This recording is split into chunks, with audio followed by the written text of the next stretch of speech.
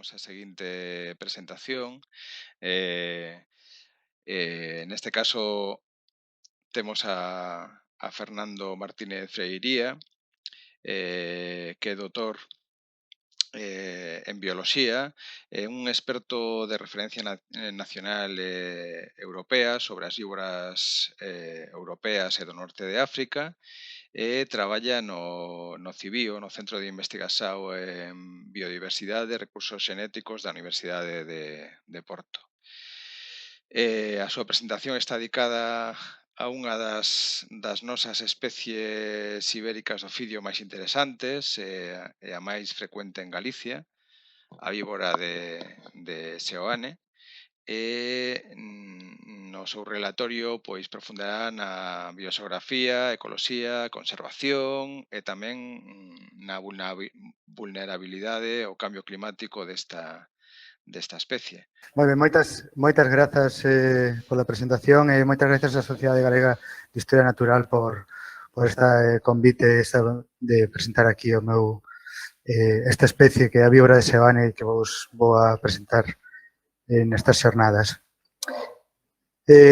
Comezo xa entón. Bueno, pois, como vos decía, vou vos falar desta especie, da víbora de Seoane. Básicamente, este é un poquinho o que vos vou a falar, un poquinho o índice do que vos vou a falar, vos vou a centrar un poquinho o que son as víboras, un poquinho as generalidades, e despois pasarei ao que é a especie, a víbora de Seoane en sí. Despois vou a tratar 4 traballos que temos feito recentemente sobre a variabilidade morfolóxica da especie, sobre a variabilidade xenética, a variabilidade na coloración e a depredación, e logo, por último, vou a tratar un traballo sobre conservación e cambio climático. Espero que con esta charla consigades a xente que lle guste a biodiversidade en xeral ou a que lle guste os sérpedos en xeral que aprenda un poquinho máis sobre esta especie, que teña un poquinho máis de información sobre esta especie, pero tamén me gustaría que aquela xente que non sente tanto aprecio polas serpes de forma xeral, pois consiga ter un poquinho máis de información, un poquinho máis de algo para valorar a especie. Bueno, pois empezamos xa con as víboras, con as generalidades das víboras. As víboras son serpes, e como serpes son réptiles e, polo tanto, comparten as características dos réptiles, é dicir, que son vertebrados tetrápodos, aínda que logo perderon as súas patas, son ectotermos, é dicir, dependen do sol para crecer e para chegar a unhas temperaturas óptimas para desenvolver a súa actividade.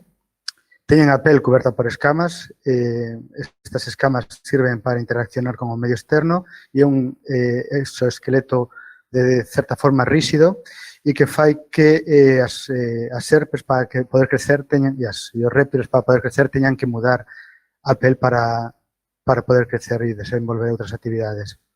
E logo, como réptiles, tamén teñen unha reproducción ovovivípara ou ovípara.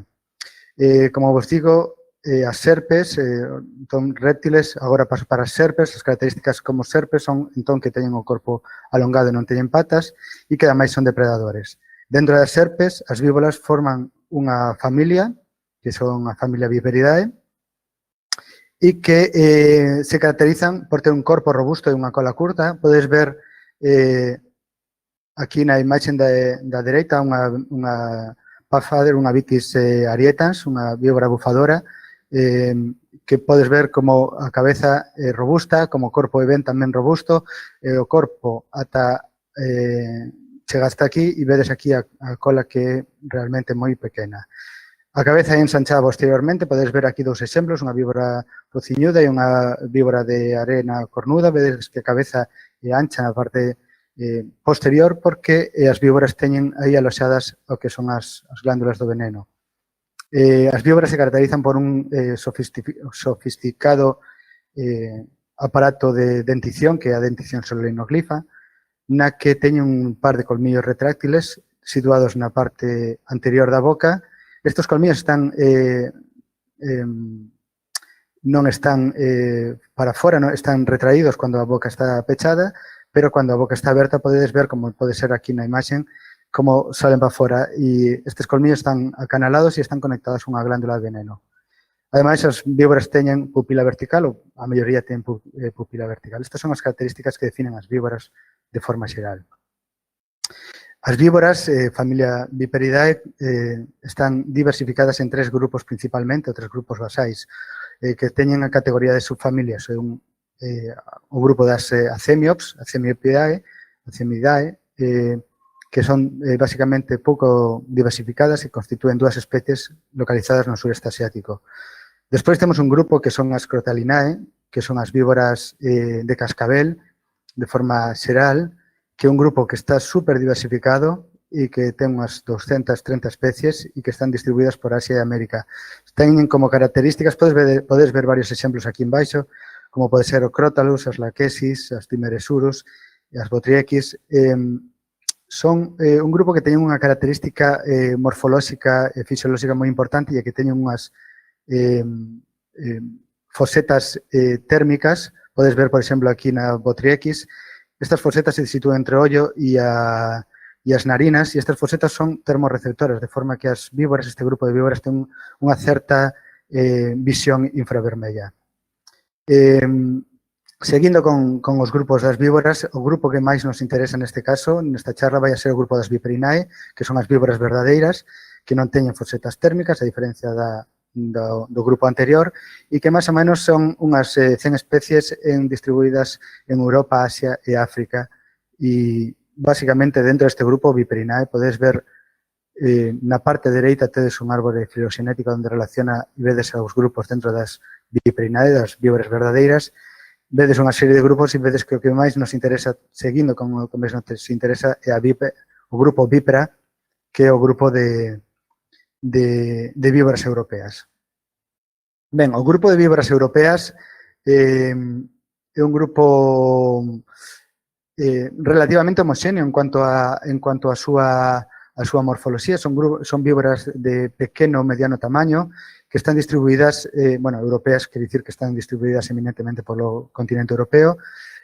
Non obstante, hai algunhas especies que chegan ata Asia e tamén hai algunhas especies que están no norte de África.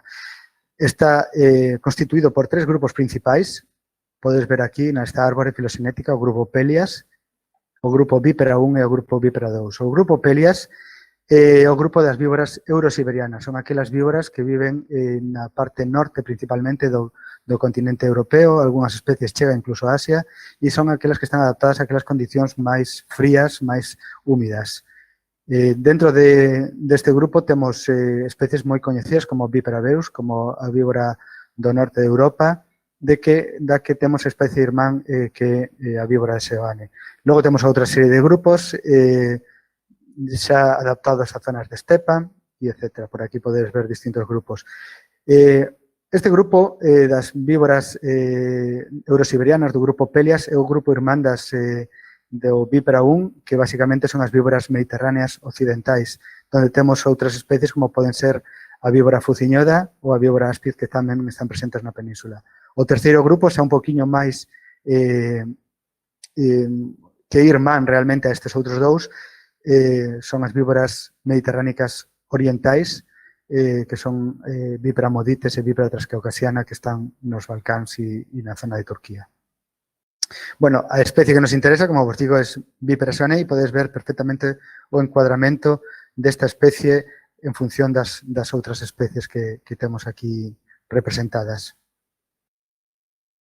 Pois vamos pasar entón a unha breve descripción sobre a víbora de Seoane, un breve encuadramento da especie sobre a bioloxía, a identificación, ecoloxía da especie, para logo tratar estes traballos que vos vin dicindo. Bueno, a víbora de Seoane é unha víbora relativamente pequena, é un bicho que pode ser, os adultos basicamente andan polos 45 centímetros, pouco máis crecen que iso, e con esos 45 centímetros xa estaremos falando dun animal de uns 10 anos ou 12 anos de idade. Ten a característica principalmente para diferencialas de outras víboras, por exemplo, as víboras ibéricas, as características máis importantes poden ser este morro plano que podes ver aquí na foto desta víbora. É dicir, non é un morro que forma un apéndice como pode ser nas outras víboras ibéricas, sino que é un morro plano, normalmente con 2 escamas apicais situadas na parte de arriba. Ademais, A cabeza, en vista dorsal, podes ver aquí nestas imaxes que tedes ao lado, ten unha é menos robusta e un poquinho menos triangular que outras víboras ibéricas, e é unha especie que ten unha característica moi importante que é un marcado dimorfismo sexual. Dimorfismo sexual quere dicir que as femias e os machos son morfolóxicamente moi diferentes en unha serie de atributos. Por exemplo, podes ver aquí unha femia e un macho da víbora de Seoane con unha coloración máis marcada nos machos que máis característico, menos marcada nas femias. O tamaño tamén acostuma a ser unha característica dimórfica nas víboras e principalmente na víbora de Seoane, sendo as femias normalmente máis grandes e máis corpulentas, son as que van a parir as crías, entón é mellor ser grande para ter máis crías. E logo tamén outros detalles como pode ser nas escamas ou, por exemplo, pues poño aquí as fotos das colas. Na parte de arriba tedes a foto da cola en vista ventral dunha femia, desta femia que está aquí representada, e abaixo o macho. Podes ver como as morfoloxías son diferentes, e isto é porque a morfoloxía da cola do macho está adaptada para guardar os semipenes na base da cola, e por iso é máis ancha durante máis tempo. Seguindo con a especie, agora un poquinho da distribución, como os dixen, é unha especie eurosiberiana deste grupo Pelias, é unha especie que é irmá da víbora Berus, da víbora europea, da víbora europea común que se chama, sin embargo, que está totalmente separada e está restringida quase á Península Ibérica. Digo casi porque realmente penetran uns poucos de kilómetros nesta zona de Francia, por eso que é casi endémica da Península Ibérica. Se encontra distribuída na rexión norte, que é unha rexión característica caracterizada por un clima oceánico ou de alta ou de montaña, na cual os invernos son templados, os veráns son suaves, cortos e na maioría das veces húmedos. Este basicamente son as características do clima que experimenta a especie aquí. Debaixo, nesta diapositiva, podes ver o número de registros por la distribución e podes ver que a especie, aínda que chega hasta os 1900 metros de altitude, a maioría dos registros se localizan nesta zona por debaixo ou en torno aos 1000, 1200 por debaixo desta zona de aquí. Ben, a víbora de Seoane, como os digo, vai desde o nivel do mar hasta estes 1900 metros de altitude ao longo desta franxa norte da Península Ibérica, e ao longo desta franxa norte da Península Ibérica ocupa distintos hábitats desde o nivel do mar, como podes ver aquí na foto de arriba á esquerda, ata zonas de alta montaña na Cordillera Cantábrica. Os prados, os hábitats que ocupa, son variables, pero sempre caracterizados por unha certa humidade. Por exemplo, temos prados húmedos con silveiras, un hábitat característico, tamén zonas de mato, con erica, con úlex, aquelas zonas que veíamos de turbeira e tamén de mato que veíamos na primeira presentación de Laura. Tamén ocupa zonas de masas forestais abertas, é dicir, zonas onde hai certa insolación, pero tamén hai refuxio e hai tamén certa humidade para esta especie, e xa nas zonas máis elevadas, onde as temperaturas acostuman a ser máis baixas, pois a especie tamén se localiza en zonas de pedra. É unha especie que, a diferencia de outras víboras ibéricas, non necesita tanto as pedras, excepto nestas zonas máis altas, non necesita tanto as pedras para existir e está sempre máis ligada ao que é o matorral. Vimos antes que a víbora de Seoane mostra unha marcada variabilidade entre os machos e as femias, pero tamén hai unha variabilidade intraespecífica que non está asociada ao dimorfismo sexual, a diferencia entre machos e femias. Desde que foi descrita esta especie hasta casi os anos 80, pouco se fixo sobre esta especie en cuanto a descripción e identificación, e foi nos anos 80 cando varios estudios, varios autores trataron un poquinho que era a variabilidade morfolóxica, a variabilidade de coloración desta especie. E así foi cando no ano 83 se describiu unha subespecie dentro de Vipera seoanei, que era a vípera soanei cantábrica, que como podedes ver no mapa de abaixo, estaría restricta ao que é a cordilleira cantábrica, mentras que a subespecie nominal aquí en vermello estaría na zona ao redor desta subespecie. Básicamente, se viu que había unha serie de diferencias morfolóxicas en cuanto ao diseño dorsal, en cuanto ás escamas ventrais, é dicir, que realmente le van a sospeitar que podía ser un meritorio designar dúas subespecies porque eran moi marcadas estas variabilidades morfolóxicas dentro deste grupo. Se viu tamén que dentro de cada unha destas subespecies, as víboras son moi variables. Dentro das subespecies Sevanei, por exemplo, podes ver aí no lado esquerdo que tedes unha serie de variacións dentro do diseño, e así temos o diseño clásico, que é o máis abundante en toda a distribución da especie. Despois temos este diseño bilineado, en que basicamente é como se collemos o diseño zig-zag do diseño clásico e o estiramos.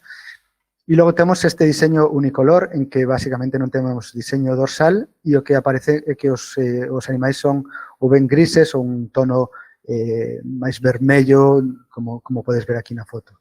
Dentro da subespecie cantábrica temos o diseño cantábrica, que é o típico en que o diseño dorsal está composto por este zig-zag, que basicamente son unhas barras alternas ou ao longo dunha línea vertebral máis ou menos fina. E logo temos un diseño que é característico das dúas subespecies, que é dicir que ocurren nas dúas subespecies, e que está localizado sobre todo nas zonas de elevada montaña. E é que estes son os animais melánicos, é dicir, que son totalmente negros, sin aparente diseño.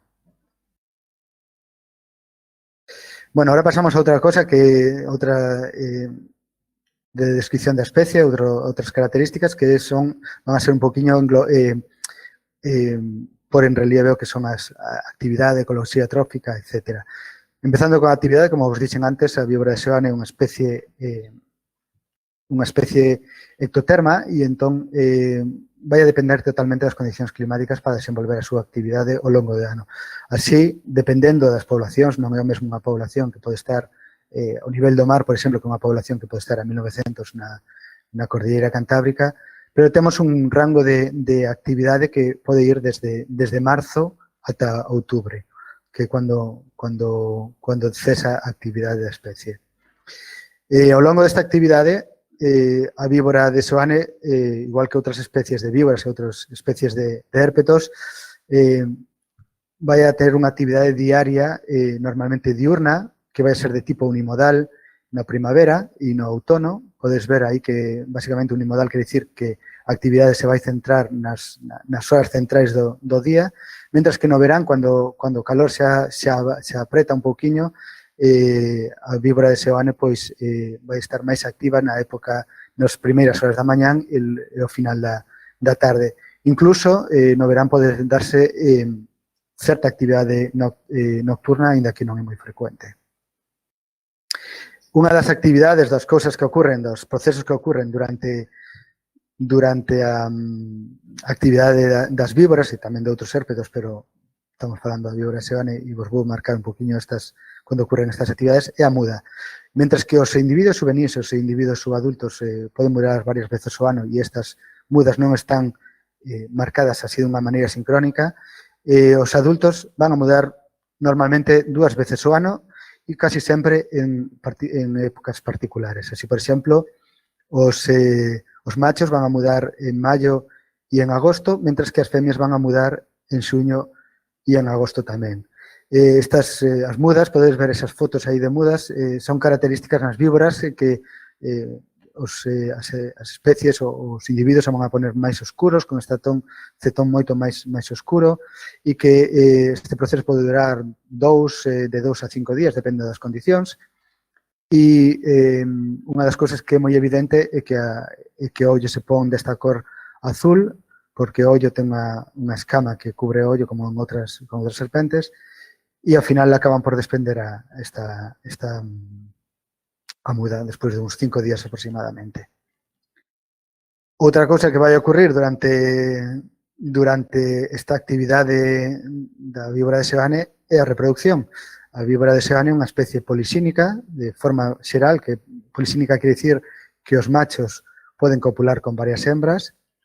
Sin embargo, non é sempre así, non é que sexa que un macho teña un harén, non?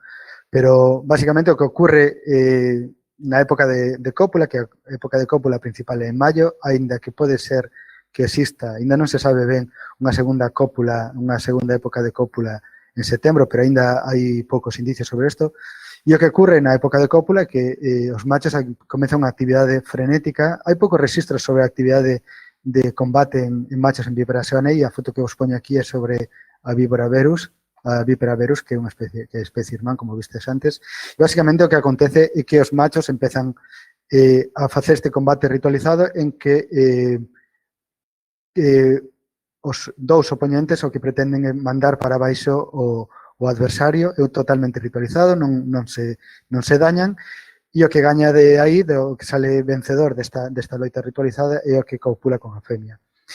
As cópulas, como vos dixen, ocurren en maio e, basicamente, o macho copula con a femia, pode durar 1, 2 días, 3 días, depende, e despois os machos normalmente quedan guardando as femias para evitar que outros machos podan vir e copular con esa mesma femia, porque pode existir casos de multipaternidade. Despois de guardar, despois de que pase esta época receptiva, o esperma é guardado e o que é a viteloxénesis non ocorre ata xuño. É dicir, sexan as cópulas en setembro, sexan en maio, a fecundación solamente vai ocurrir en xuño. E é aquí cando empeza exactamente o que é o período de gravidez das femias, que dura máis ou menos uns 3 meses, e ao final, isto tamén é variable con as poblacións, pero ao final de agosto, setembro, incluso principios de outubro, é cando ocurren os partos. A víbora de Seoane é ovovivípara, quere dicir que basicamente o que acontece é que se reteñen de forma xeral uns ovos que xa non teñen cáscara, se reteñen e son paridos directamente. Os embrións salen metidos nunha membrana, como podes ver aquí na imaxe, e rompen a membrana e xa son totalmente funcionais, xa son totalmente activos, xa teñen veneno, xa poden comer por si mesmos, mudan e xa están listos para desarrollar a súa actividade. Bueno, outra das cousas que ocorre durante a actividade das especies da víbora Seoane, é a caza e a alimentación. A víbora de Seoane, como outras especies de víboras, é unha especie que caza eminentemente emboscada, é dicir, se agocha nos pasos dos micromamíferos e de outras presas e espera a que pasen estos, os detecta con o seu órgano vomeronasal, coa súa lingua, e lanza un ataque, morde as presas como se fora un resorte e inocula o veneno. O animal, a presa, escapa. Realmente as víboras non quedan con a presa na boca, sino que soltan inmediatamente a presa escapa, pero en poucos minutos morre. A víbora consigue seguir o rastro mediante a lingua e, bueno, cando chega a presa, pois engulle a presa, normalmente empezando pola boca, como podes ver aquí nesta imaxe. Se sabe relativamente pouco sobre as presas da víbora de Seoane. Sabemos que porque solamente hai 2 traballos, un feito para Galicia no ano 1988 por Pedro Galán e outro feito por Braña e colaboradores no ano 88 para a rexión cantábrica. Sabemos que os xuvenís comen ectotermos, principalmente anfibios e réptiles, mentras que os adultos se basan en endotermos, é dicir, principalmente micromamíferos. Que pasa? Que estas presas varían ao longo das poblacións, da distribución da especie, e probablemente a cantidade ou a proporción de presas vai variar tamén segundo isto. Bueno, e agora xa para un poquinho acabar esta parte de ecoloxía, me meto xa con a parte de depredación, estrategias antidepredadoras. As víboras, aparte de ser venenosas, teñen un diseño dorsal que ten 2 funcións principais. que son a función aposemática, é dicir, este diseño zigzag, cando é visto por un depredador, transmite unha sinal que, cuidado, son venenosa, non me ataques porque te pode costar a vida, e entón isto é unha estrategia antidepredadora, pero ao mesmo tempo este diseño dorsal ou esta coloración das víboras tamén actúa como unha función críptica. E así, por exemplo, cando ás veces non podemos pasar por unha víbora, por exemplo, nós camiñando podemos pasar por unha víbora e está metida na vegetación e non a conseguimos diferenciar porque este diseño pois, é disruptivo. É dicir, non sabemos, pode ser que detectamos algo aí, pero non acabamos de saber o que hai. Ainda así, ainda que ten estas dúas estrategias e é venenosa, a víbora de Sebane non é un predador non está localizado no alto das cadeas tróficas, sino que é unha especie que está localizada no medio das cadeas tróficas. É dicir, xoga un papel moi importante para controlar certas micromamíferos, por exemplo, outras especies que poden ser explosivas, xoga un papel moi importante aí comendo estas especies, pero ao mesmo tempo tamén xoga un papel moi importante como alimento para outras especies. Aí tedes, por exemplo, unha relación das especies que depredan sobre a víbora de Sebane, como podedes ver, desde a cobra lisa europea hasta aves de presa, hasta distintos mamíferos poden ser depredados poden ser depredadores da víbora de Sebane. Por exemplo, aquí tedes a imaxen do contenido dunha águia cobreira que morreu nun parque eólico e podes ver que entre os distintos individuos, distintos elementos que atopamos no contenido estomacal, pois hai bufos, hai anguis e tamén hai unha víbora de Sebane sinalada cunha flecha. Bueno, pois isto basicamente foi esta breve introducción á ecoloxía da especie, a distribución e a identificación, e agora vos vou a pasar a expoñer unha serie de traballos, 4 traballos sobre a especie que vimos a facer máis recentemente e que tocan temas de bioxeografía, ecoloxía e de conservación.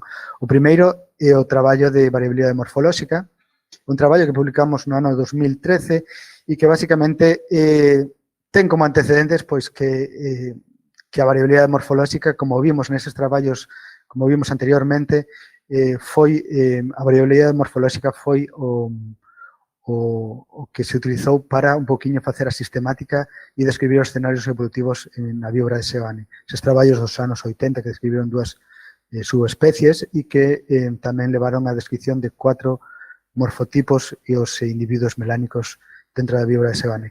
Entonces, queríamos un poquinho avaliar a relevancia da variabilidade morfolóxica e tamén queríamos saber hasta que punto esta variabilidade morfolóxica se corresponde está relacionada con a historia evolutiva ou máis responde a as presións selectivas. É dicir, sabemos que factores climáticos ou factores de hábitat poden actuar como presións selectivas de forma que actúen como axentes por exemplo, de selección natural, de forma que a morfoloxía dunha población pode responder ás características climáticas ou de hábitat desa zona. É dicir, a morfoloxía pode ser dunha forma en función das características locais desa zona.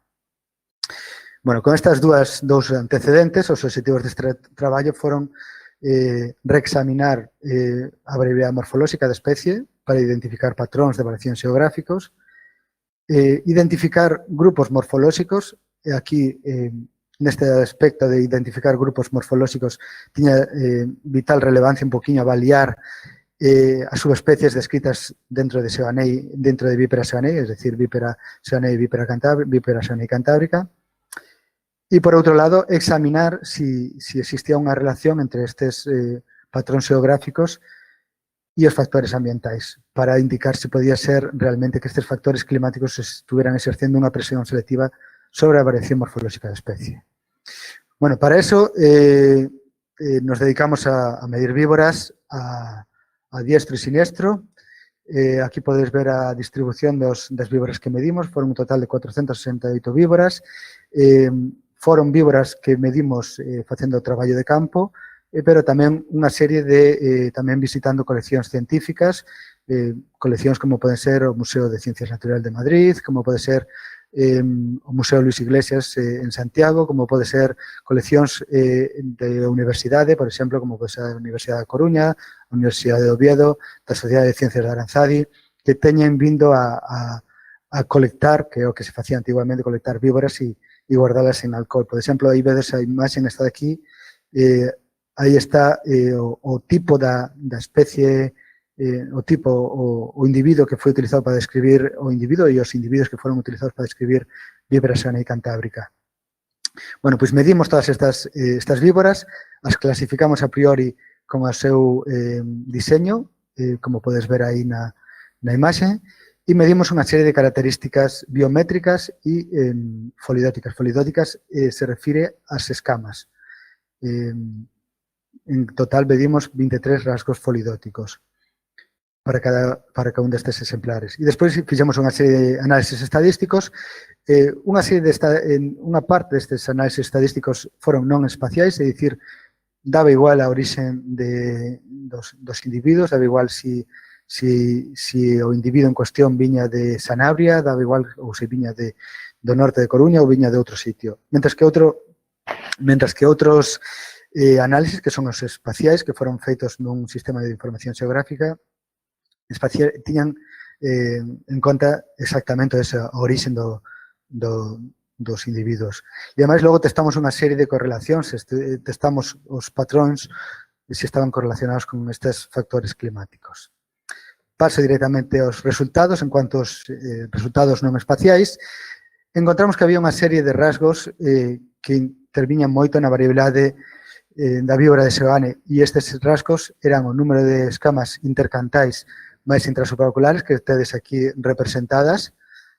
Tedes aquí representadas en verde, que son estas inter, e que é un rasgo que xa levara a sinalar as dúas subespecies.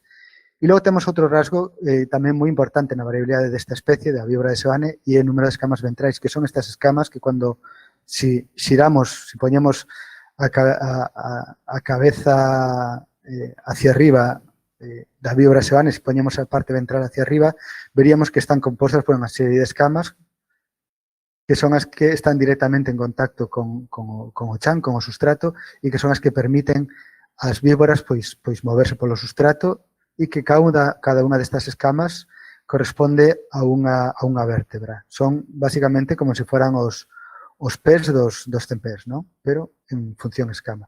Bueno, pois tendo en conta estas variables e tamén outras que non vos represento aquí, vimos que era claro a identificación de dous grupos morfolóxicos e que estes dous grupos basicamente eran moi semellantes ás dúas subespecies que estaban actualmente escritas. A víbora de Seoane, aquí en verde, e a víbora seoanei en verde, e a víbora seoanei cantábrica aquí en azul.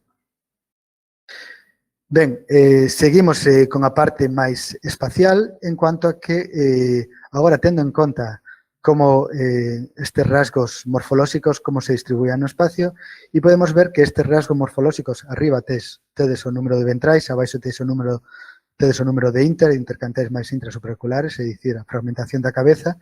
Vemos que estes rasgos variaban espacialmente en forma de clinas. Clinas quere dicir que hai ao longo do espacio hai unhas zonas con unhas poblacións caracterizadas por ter uns niveis máis elevados nestas escamas e outras un niveis máis baixos. Podedes ver aquí. Ben, esta variación é característica, como podedes ver, desde a zona cantábrica hasta as zonas costeiras, igual que nesta outra variable aquí, e esta variación era característica de moitas escamas, de moitos rasgos morfolóxicos das escamas.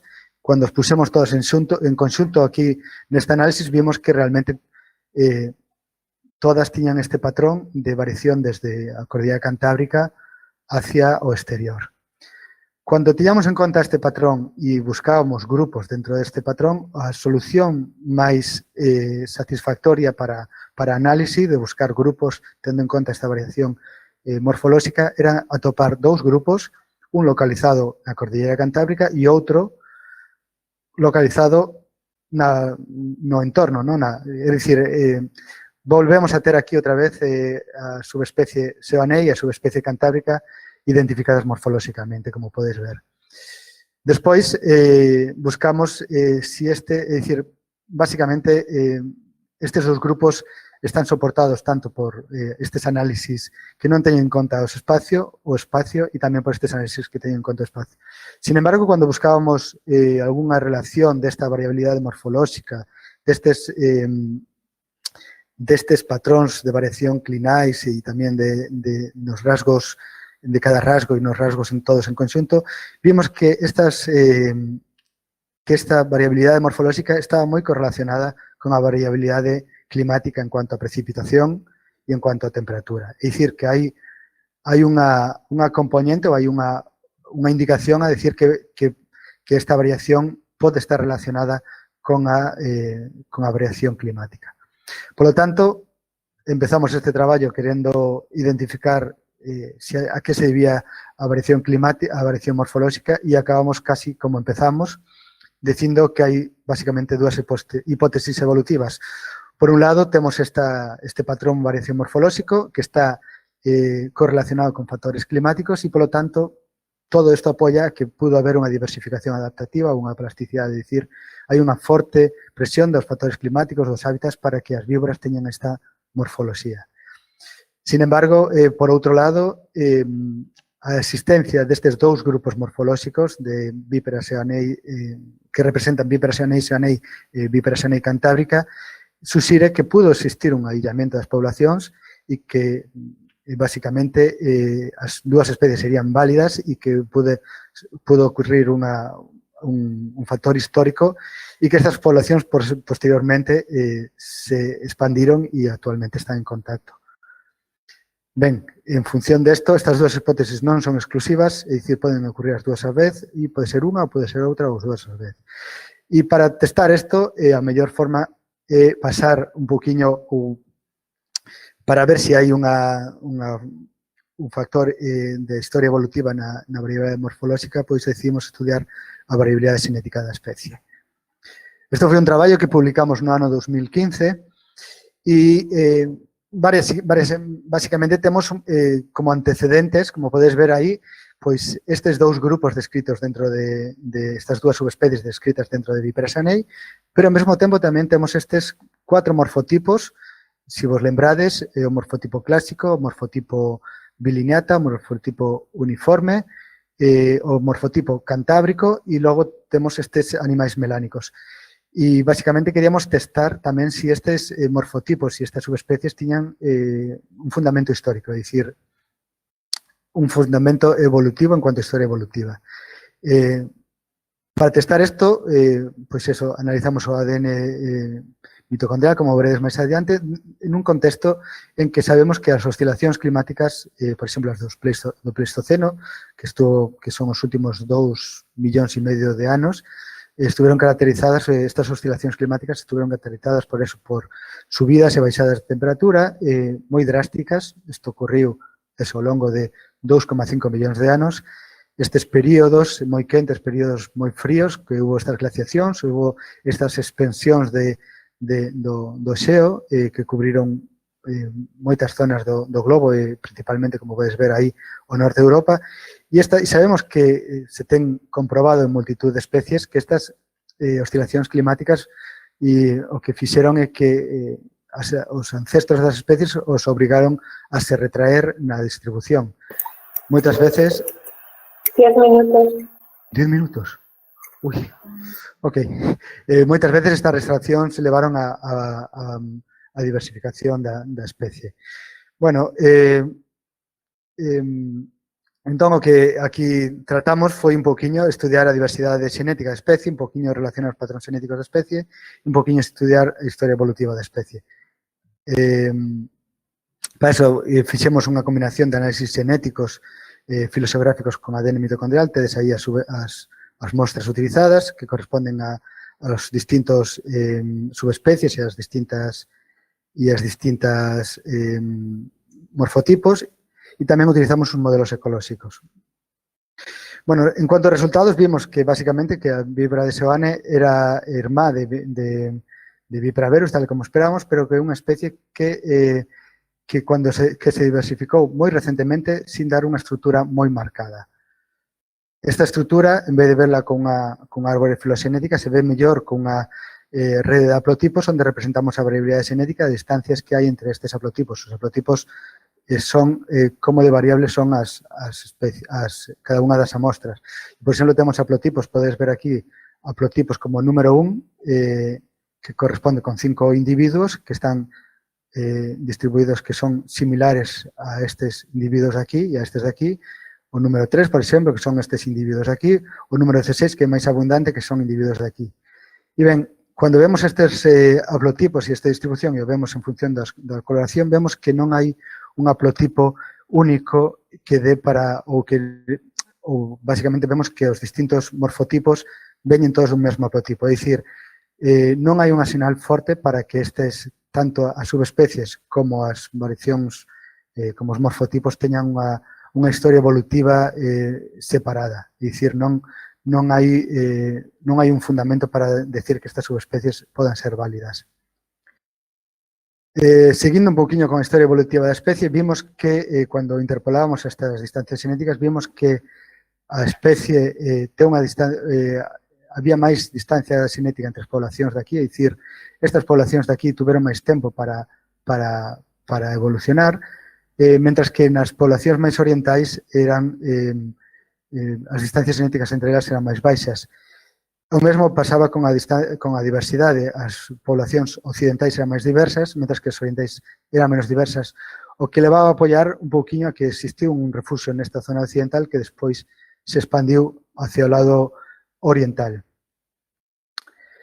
Fixemos un pouquiño esta modelación ecolóxica en que, basicamente, modelábamos a distribución da especie no momento actual e despois o proxectábamos para distintos escenarios climáticos disponibles para o LAS interglacial, que é o último período interglacial, e o LAS glacial máximo, que é o último período glaciar.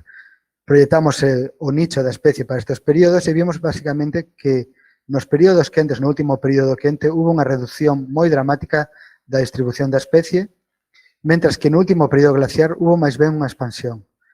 Cando colapsamos un pouquiño estas distribucións, estas tres distribucións potenciais da especie, para ver as áreas onde a especie ten existido sempre ao longo destes tres períodos, vimos que nos identificaba un área no occidente que pudo ser principalmente o refuxio do ancestro. É dicir, esta área occidental identificada tanto por análisis xenéticos como por análisis de nicho ecolóxicos, análisis paleoclimáticos, como o refuxio da especie. E a partir de aí, o resto da distribución é resultado dunha expansión desde esta área para o oriente. Bueno, aquí vos iba a explicar un pouquiño como era a relación da especie en función da víbora da Vipera verus, en función tamén con os restos fósiles, pero creo que vou a pasar para un poquinho pasar para o resto das cousas, porque vou un pouco pillado de tempo. Ben, o seguinte... Bueno, pois vamos a ver. Bueno, o seguinte, temos entón un pouquiño que temos unha variación morfolóxica que non é explicada por esta historia evolutiva da especie, e entón vamos a poñer outras cousas sobre a mesa, e unha das cousas que podemos pôr sobre a mesa é si realmente esta variación na coloración está afectada pola depredación. Pois estas temos un pouquiño estas funcións aposemáticas e crípticas do diseño dorsal das víboras, e ao mesmo temos a hipótese do melanismo térmico que dice que os bichos cuanto máis oscuros, mellor, máis ventaxas teñen para termorregular en ambientes fríos e, polo tanto, son máis hábiles para lidar nestes ambientes, pero tamén son máis detectables e son máis fáciles de ser depredados. Neste contexto, queríamos analizar si existía unha depredación diferencial ao longo da distribución da especie e que tiña que ver con esta variación morfolóxica. E, polo tanto, quisemos analizar a frecuencia de ataques dos distintos morfotipos, relacionar esta frecuencia de ataques coa detectabilidade de cada morfotipo e ainda tamén ver se esta variación xeográfica dos morfotipos se correspondía con distintas ataques. Para eso fixemos un análisis, un diseño experimental en que, claro, non utilizamos ataques en víboras reais, sino que utilizamos víboras de plastilina simulando os distintos morfotipos, como podes ver aí. Medimos estes morfotipos, fixemos estas víboras de plastilina e as caracterizamos con as coloracións típicas da especie e vimos, tamén medimos a coloración en función fixemos un modelo visual de detectabilidade dun depredador, en este caso creo que era un niñato, e vimos cuáles dos grupos dos modelos era máis detectable para os depredadores. Fomos ao campo e localizamos estas réplicas de plastilina, estos modelos, en distintos sitios. Castro Laboreiro, lugar 1, Ancares, lugar 2 e Picos de Europa, Covadonga, en lugar 3, onde ademais tiñamos distinta frecuencia destes morfotipos. Os resultados, así basicamente, pasando directamente, vimos que éramos capaces de distinguir entre os ataques dos rapaces e os ataques dos mamíferos, e vimos que as aves de rapaces discriminaban os modelos, mentre que os mamíferos non. Vimos que, ademais, había unha baixa depredación nos diseños zigzag, o que vi un poquinho a reforzar esta idea do aproximatismo, de decir, cuidado que sou peligrosa, este diseño zigzag, e tamén vimos que aqueles diseños unicolor eran tamén moi pouco atacados, o que estaba en relación coa cripsis. Sin embargo, vimos que había unha serie de diseños que eran moi depredados, que eran os individuos melánicos, que viñen un poquinho relacionado con este melanismo térmico, é dicir, son mellor en ambientes fríos, pero tamén son máis detectados, e logo vimos que os bilineata eran tamén moi depredados e que isto non o conseguíamos explicar porque non nos acabamos de saber ben porque é posible que este diseño, que é un dos máis frecuentes na zona de Covadonga, sexa tamén un poquinho máis depredado. A nosa hipótesis de que estes diseños, de que a variación morfolóxica da coloración podía estar afectada polos distintos depredadores, viuse un poquinho abaixo con estes resultados en que vimos que os diseños máis depredados tamén eran os máis frecuentes nos distintos sitios.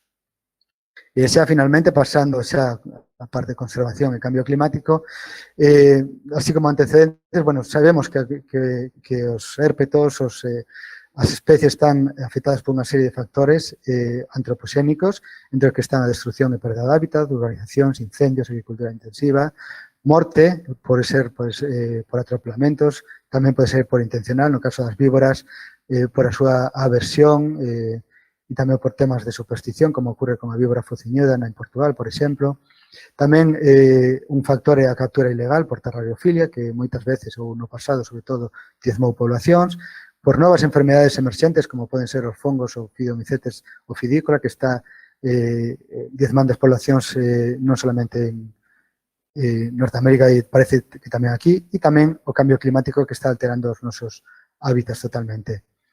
A situación da víbora de Seoane na UICN é de preocupación menor porque en España, que tamén é de preocupación menor, se refire como que é abundante no norte, que isto sí que ocurre en certas rexións como pode ser na rexión norte de Asturias, en algunhas zonas de Cantabria. Sin embargo, por exemplo, en Francia está considerada como casi amenazada, mentres que en Portugal está considerada como en perigo e nos dous sitios porque as poblacións están fragmentadas, ailladas e amenazadas por a perda de hábitat, moitas veces pola destrucción, por incendios, etc. Nestas avaliacións, sin embargo, nunca se tivo en conta o cambio climático.